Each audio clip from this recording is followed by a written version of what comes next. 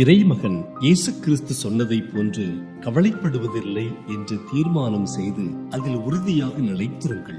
காரணம், உங்களால் சிறிதளவும் மாற்றம் செய்ய முடியாத காரியங்களை குறித்து உங்களிடம் நீங்களே பேசிக் கொள்வதுதான் கவலையாகும். ஆனால் ஜெபம் என்பதோ தேவன் மாற்றக்கூடிய காரியங்களை குறித்து நீங்கள் அவருடன் பேசுவதாகும். சில இடங்களுக்கு செல்வதையும் சில மனிதர்களுடன் பேசுவதையும் தவிர்த்து நீங்கள் விலகி இருப்பது உங்களை காத்துக்கொள்ள உதவும்.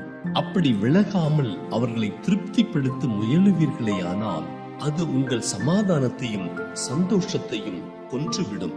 உங்கள் வாழ்க்கையில் வீசும் அலைகளையும் அதனைத் தொடர்ந்து உண்டாகிற பெரிய புயலையும் பயங்கர இரைச்சல்களையும் நிறுத்தப்படும்படி நீங்கள் ஜெபித்துக் கொண்டிருக்கலாம்.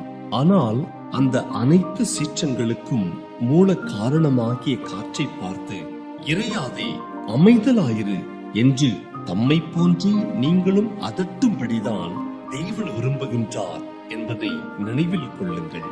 பெரியதாக தோன்றுகின்ற பல காரியங்கள் மிகச் சிறியதாக இருக்கின்ற காரியங்களை கொண்டே தீர்மானிக்கப்படுகின்றது என்பதனை கவனத்தில் கொண்டு அற்பமாக தோன்றுகின்ற எதனையுமே அலட்சியம் செய்யாதிருங்கள். ஒன்றும் இல்லாததில் இருந்து அனைத்தையும் உருவாக்கிய சர்வ வல்லமையுள்ள தேவன் பயன்படுத்தும் பாத்திரங்கள் எல்லாம் அற்பமானவைகளே.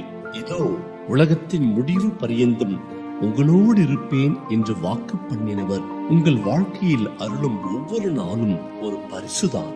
குறிப்பாக இந்த நாள் உங்கள் வாழ்க்கையில் மிக முக்கியமான பரிசாகும்.